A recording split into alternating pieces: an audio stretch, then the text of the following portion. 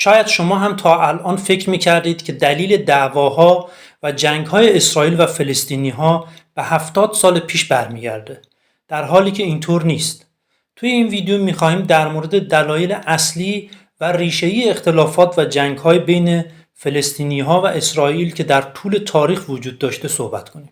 دعوا و اختلاف بین فلسطینی‌ها و بنی اسرائیل در طول تاریخ باعث ایجاد حس انتقام و کینه‌توزی نسبت به همدیگر شده و این حس جنگ طلبی و انتقام از دوره‌ای به دوره دیگه‌ای انتقال پیدا کرده و تا به امروز هم ادامه داره.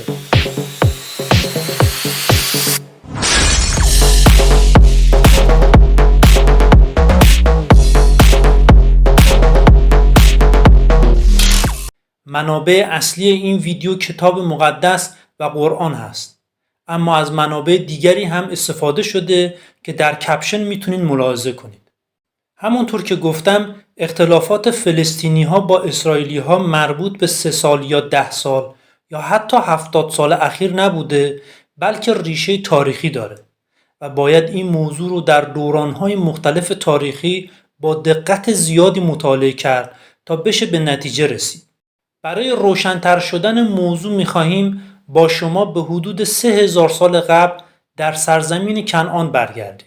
دوره مهم در تاریخ خاورمیانه و جهان که مربوط به اولین حکومت پادشاهی بنی اسرائیل در سرزمین کنعان میشه. دوره‌ای که با پادشاهی شاول و داوود و سلیمان نبی دوره‌ای طلایی برای یکتاپرستی و قوم بنی اسرائیل بوده.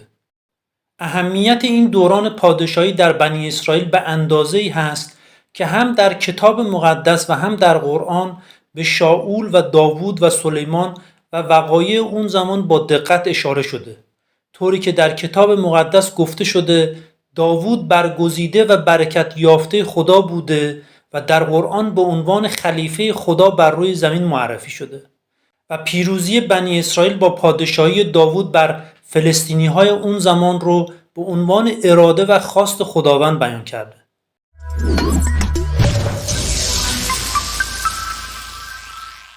مطابق با کتاب تورات نسل بنی اسرائیل به یعقوب یعنی نوه ابراهیم پیامبر میرسه.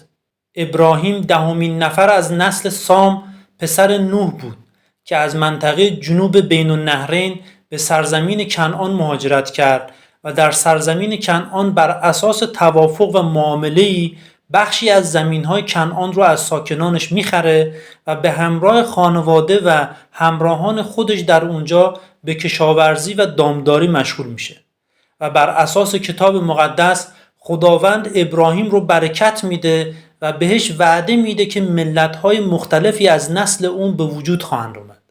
بعد از ابراهیم پسرش اسحاق و بعد نوه ابراهیم یعنی یعقوب هم در سرزمین کنعان که خداوند به عنوان ارض موعود به ابراهیم وعده داده بود زندگی میکنند.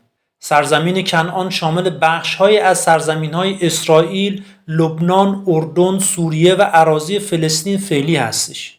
در کتاب مقدس خداوند یعقوب رو اسرائیل خطاب میکنه و به اون و نسل یعقوب برکت میده. یعقوب 12 پسر داشت که از این پسرها 12 قبیله بنی اسرائیل به وجود میاد. یعقوب بعدها به همراه خانواده‌اش که حدود 70 نفر می شدن به واسطه یکی از فرزندانش یعنی یوسف به سرزمین مصر مهاجرت میکنه. اما بعد از گذشت 400 سال قوم بنی اسرائیل که حدود 400 تا 600 هزار نفر می شدن به رهبری موسی به خاطر آزار و اذیت‌های فرعون مصر دوباره به سمت کنعان مهاجرت میکنن. بر اساس اونچه که در تورات گفته شده موسی بنی اسرائیل رو به سمت ارض موعود و قبر ابراهیم و اسحاق که در کنعان واقع هستن رهبری میکنه، اما قبل از رسیدن به مقصد میمیره.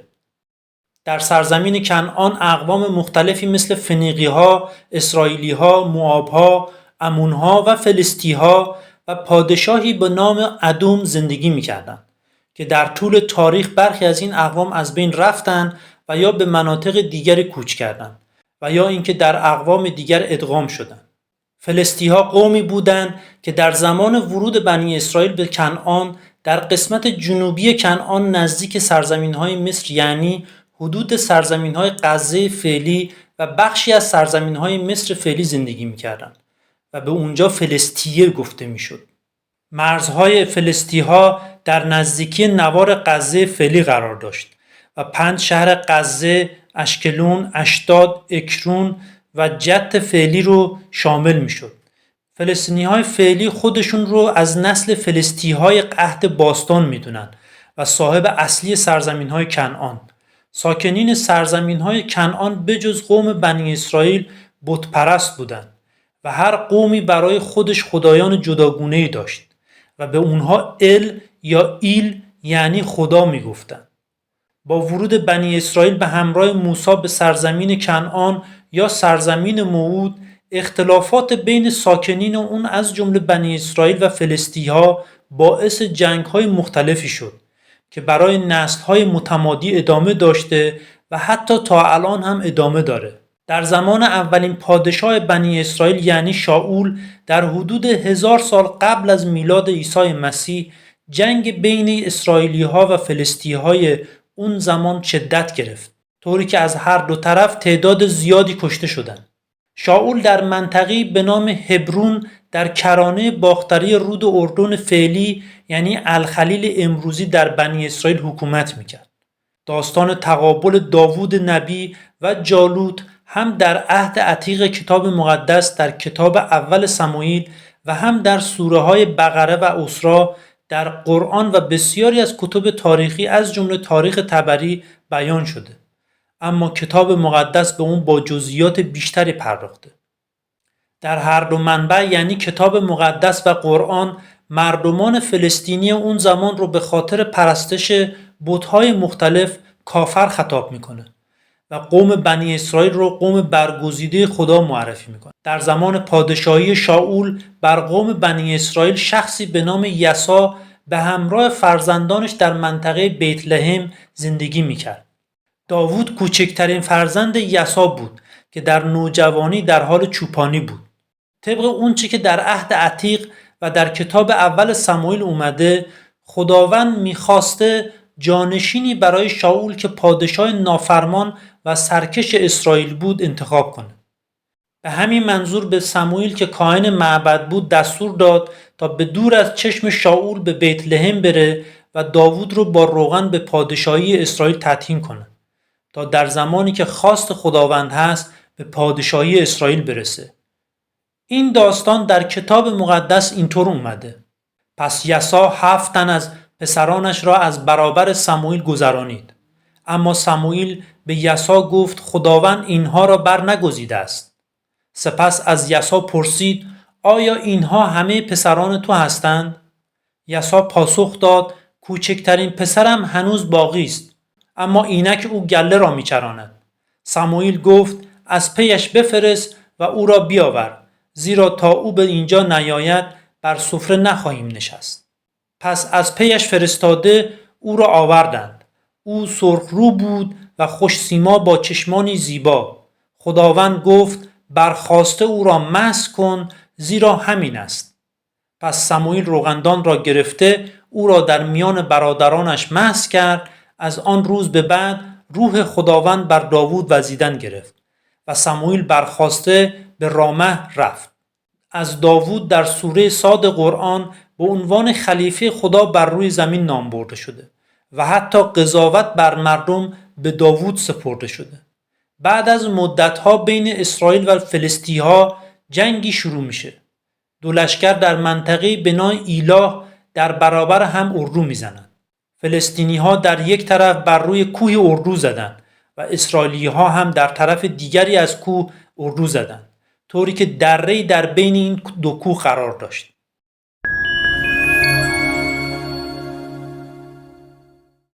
در اردوی فلسطینی‌ها پهلوانی به نام جولیات یا همون جالوت وجود داشت که از اهالی منطقه به نام جت بود. جالوت قدی بلند به اندازه 6 ذراع و 1 وجب یعنی حدود 3 متر داشت و کلاهخودی برنجی بر سر می‌گذاشت و تنپوشی زرهی رو از جنس برنجی ساخته بودند و می‌پوشید و بر روی پاهاش ساقبندهای برنجی می‌بست و زوبینی برنجین بین دو کتفش آویزون بود. نیزه‌ای محکم داشت که فقط سر نیزش تقریباً 3 کیلو آهن بود.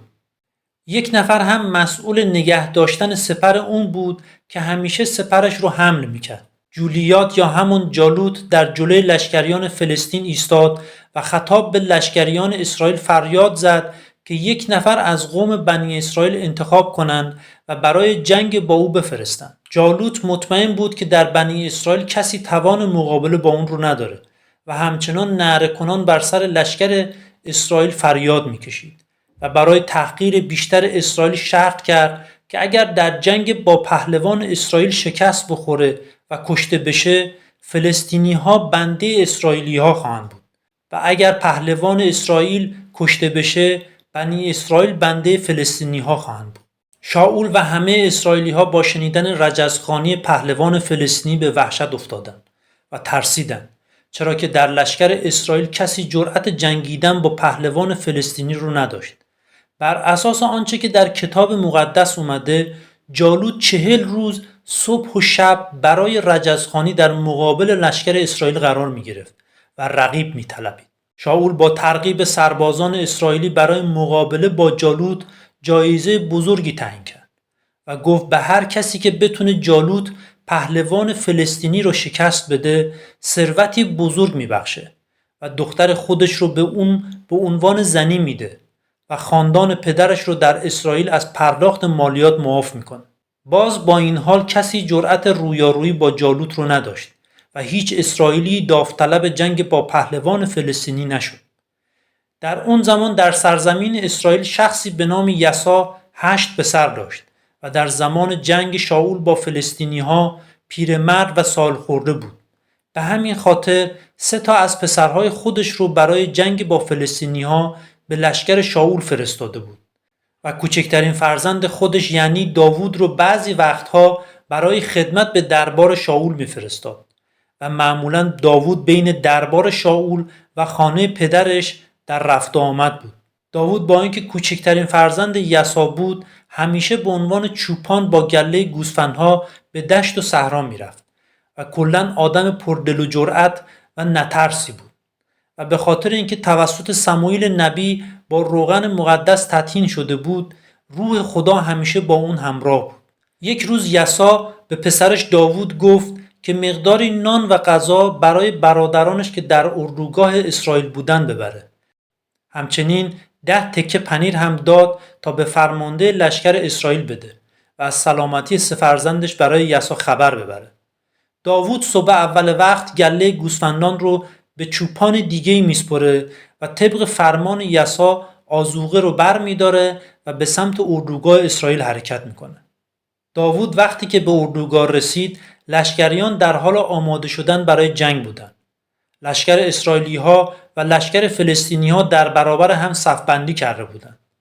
داوود وقتی این وضعیت رو دید، هر چیزی که با خودش داشت رو به یکی از نگهبانان سپرد و به سمت صفوف لشکریان دوید و رفت تا جویای احوال برادران خودش بشه. وقتی که با برادرانش در حال صحبت کردن بود، پهلوان فلسطینی یعنی جولیات یا همون جالوت از بین صفوف لشکر فلسطینیا بیرون اومد و دوباره مبارز طلبید و همون رجزخوانی ها رو تکرار کرد و حرفهای اون رو داوود شنید. لشکریان اسرائیل با دیدن جالوت خیلی ترسیدن و کسی نزدیکش نمیشد.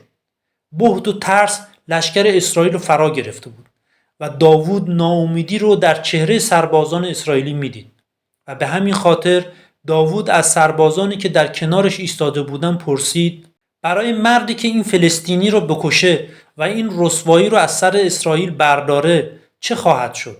این فلسطینی کیه که لشکریان خدای زنده رو به چالش کشیده؟ سربازها برای داوود جوایزی که پادشاه اسرائیل در نظر گرفته بود رو تعریف میکنن. اما برادر بزرگ داوود به اون خشم میگیره و به داوود میگه برای چی به اینجا اومدی؟ گوسفندها رو در بیابون به کی سپردی؟ و گفت من میدونم که تو فقط برای تماشای جنگ اومدی. بین داوود و برادرانش و سربازان بحث بالا میگیره، طوری که خبر اومدن داوود و بحث با برادران و سربازان به گوش شاول پادشاه میرسه. پس پادشاه شاول داوود رو به نزد خودش فرا میخونه و با اون صحبت میکنه و از اون میخواد که از میدان جنگ کنار بایسته. اما داوود که اراده و ایمان قوی داشت به شاول میگه هیچ کس به خاطر این پهلوان فلسطینی خودش رو نبازه، چون من خدمتگزارت میرم و با اون میجنگم. شاول در جواب داوود گفت تو به خاطر جوانی توان رویارویی و نبرد با این پهلوان فلسطینی رو نداری، چون جالوت از دوران جوانی مرد جنگ بوده و در جنگاوری بی‌نظیر هست.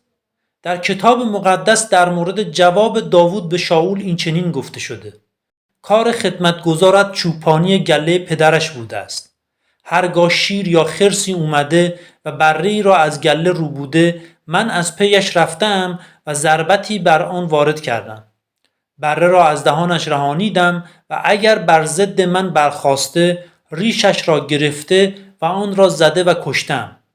خدمتگزارت هم شیر کشته است و هم خرس. این فلسطینی نامختون نیز همچون یکی از آنها خواهد بود، زیرا که لشکر خدای زنده را به چالش کشیده. داوود سپس افسود: همان خداوندی که مرا از چنگال شیر و خرس رهانیده، مرا از دست این فلسطینی نیز خواهد رهانید. پس شاول به داوود گفت: برو، خداوند با تو باشد.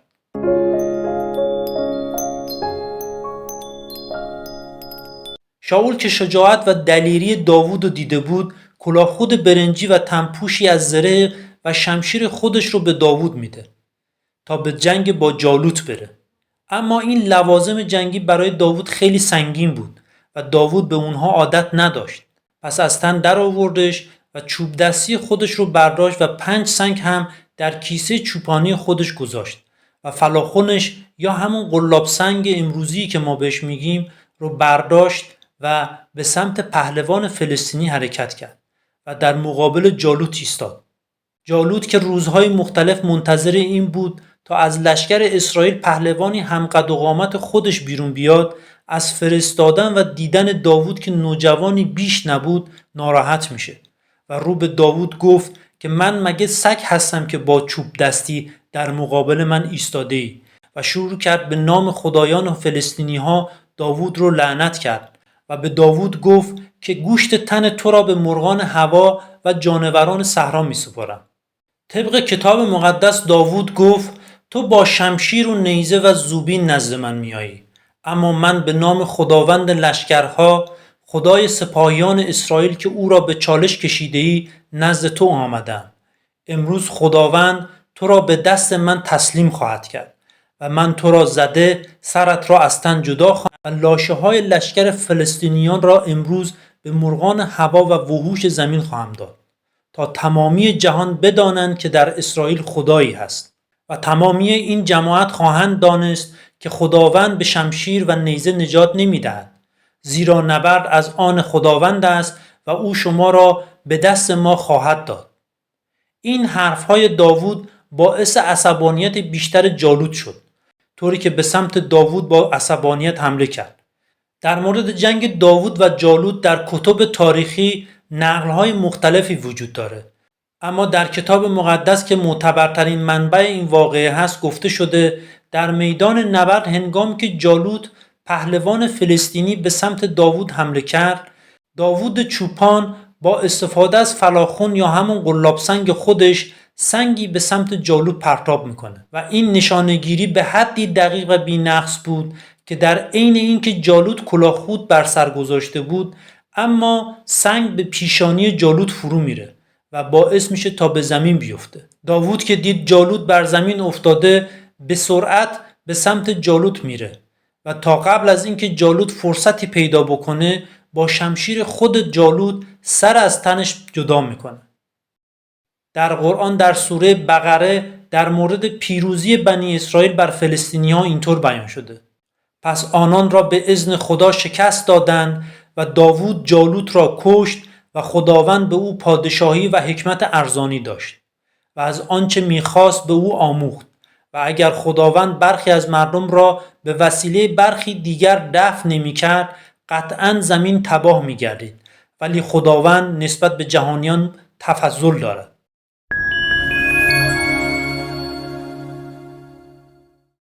کشته شدن جالوت به دست نوجوانی به نام داوود باعث بهت و حیرت لشکریان اسرائیل و فلسطین شده بود و بعد از اینکه فلسطینی ها شاهد کشته شدن پهلوان خودشون بودن ترسیدن و شروع به فرار کردند. اما سربازان اسرائیلی با فریادهای پیروزمندانه فلسطینی ها را تا منطقه به نام اغرون تعقیب کردند و اردوگاه اونها را غارت کردند. داوود سر جالوت پهلوان فلسطینی رو با خودش به اورشلیم میبره و بعدها طبق کتاب مقدس طی اتفاقاتی مختلف به پادشاهی اسرائیل میرسه. قرآن داوود رو به عنوان خلیفه خدا بر روی زمین معرفی میکنه و همواره در طول تاریخ داوود نبی مورد احترام ادیان ابراهیمی یعنی یهودیان، مسیحیان و مسلمانان بوده و حدود 40 سال در اورشلیم پادشاهی میکنه.